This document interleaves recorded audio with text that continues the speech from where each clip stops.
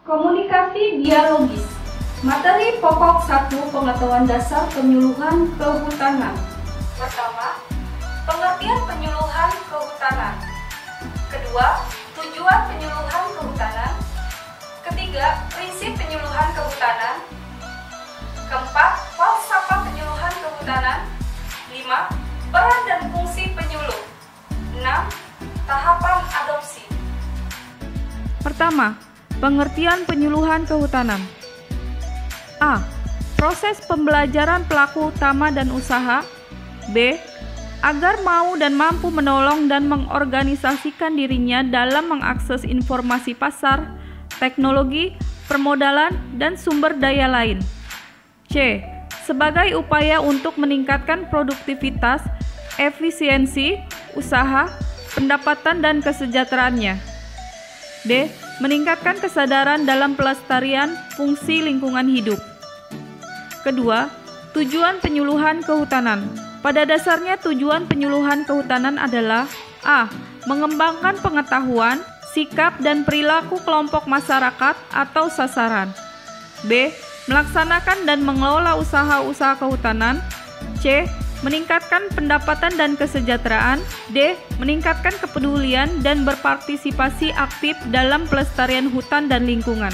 Sementara itu, berdasarkan Undang-Undang Nomor 16 Tahun 2006, tujuan penyuluhan yang bersifat umum adalah untuk A. Meningkatkan kemampuannya dalam mengorganisasi dirinya sendiri dalam mengakses informasi pasar, teknologi, permodalan, dan sumber daya lainnya.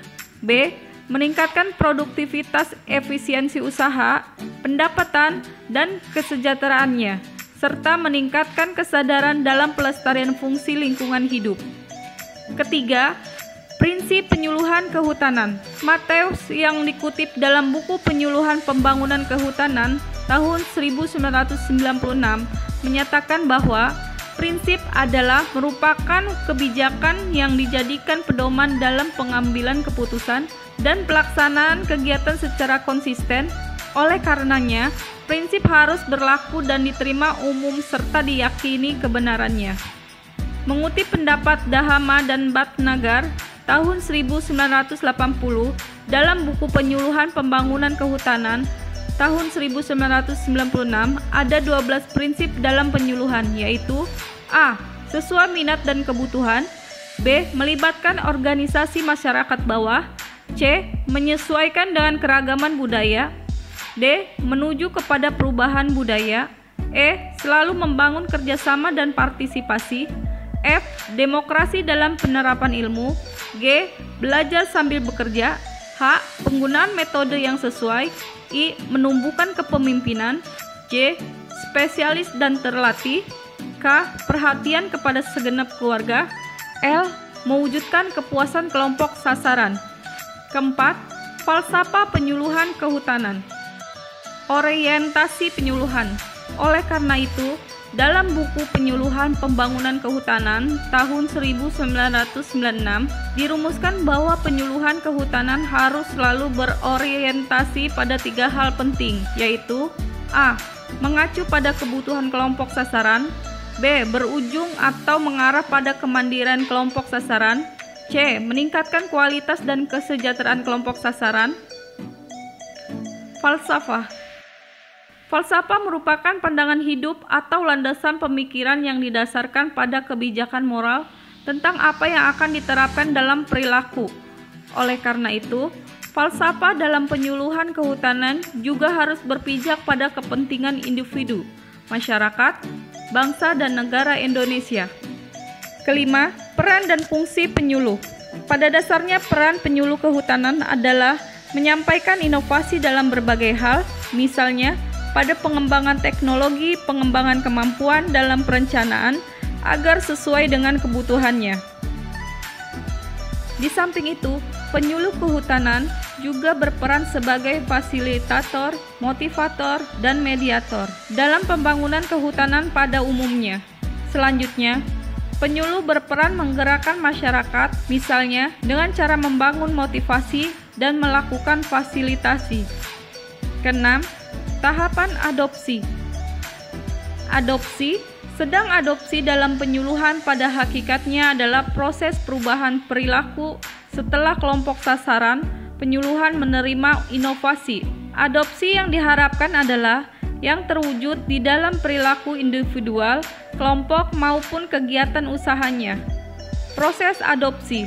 Margono Slamet tahun 1978 dalam buku Penyuluhan Pembangunan Kehutanan tahun 1996 menyatakan bahwa dalam proses adopsi dipengaruhi oleh pribadi dan lingkungannya.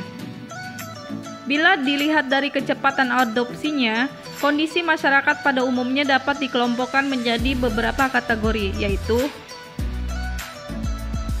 perintis, pelopor, penganut dini, penganut lambat, penganut kolot, penghambat.